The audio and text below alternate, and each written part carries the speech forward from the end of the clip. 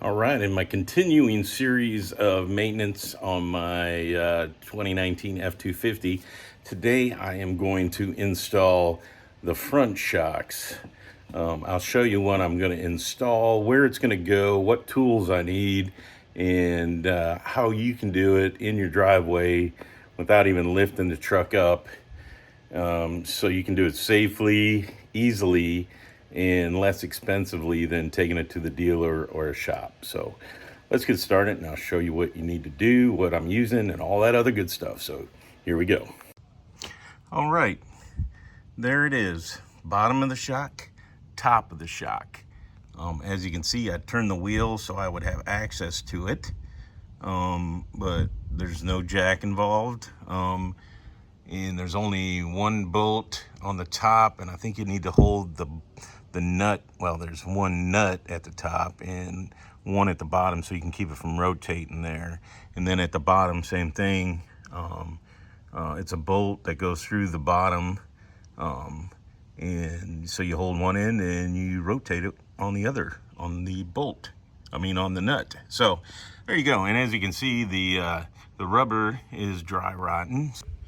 All right, just like I did the backs, I'm gonna use Rancho shocks made in America.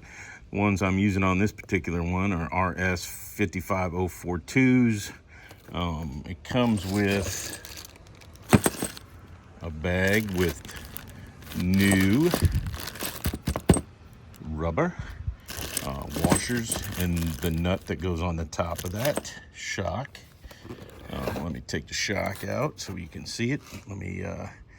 As you can see, it's in there getting ready to come out. So I'm going to turn this off, take it out, and I'll show you what I got. All right. As the other one, it has this rubber sleeve, but in this case, they failed to send me a super duper zip tie. So I'm going to have to procure one of those on my own. But as you can tell, upper, lower, and new rubbers top and bottom on this little puppy right here. So that's all the hardware you need. There's a nut, and let me find out the size wrenches I need to remove that other one, and we'll go from there. All right, so I did a little investigation. You're gonna need a 18, 19, 21 millimeter, and I'm gonna use a ratchet 18 millimeter. But that's all you need to get this stuff off. So let's get down there, take the old one off.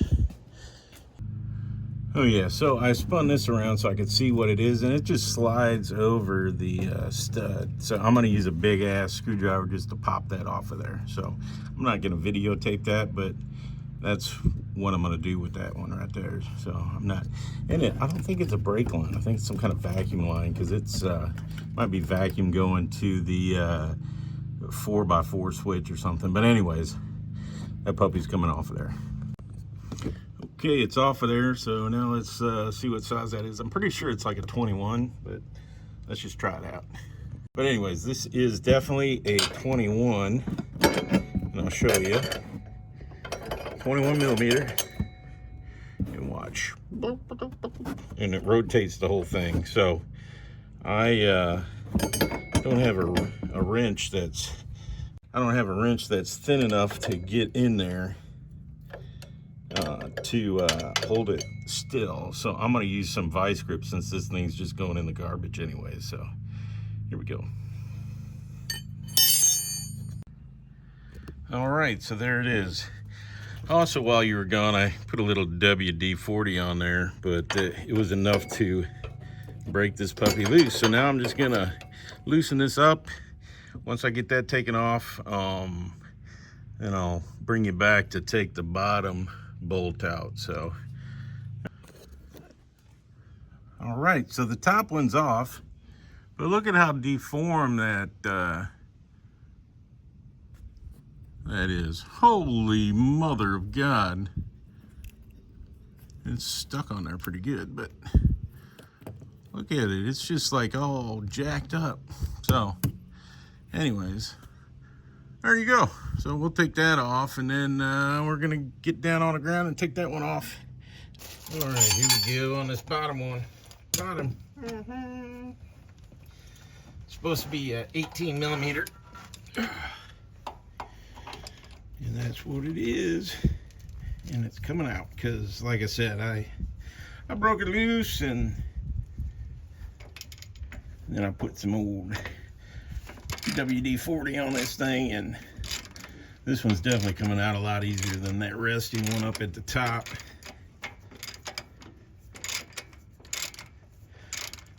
As you can see, the nut's a captive nut, so you don't even have to put anything on it.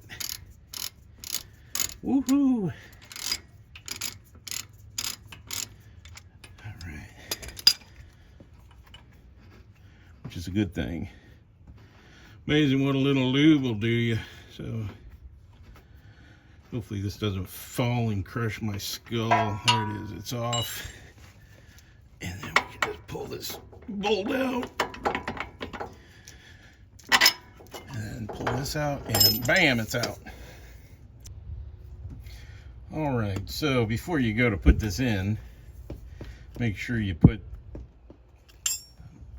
there we go, make sure you put the washer bushing before you put it through the hole, because as soon as you put this in and you get it started, this is going to be too far, this will be too far up through that hole to get all this stuff on. So now's your time to do it, so make sure you do it. And then it goes up there and through here. So then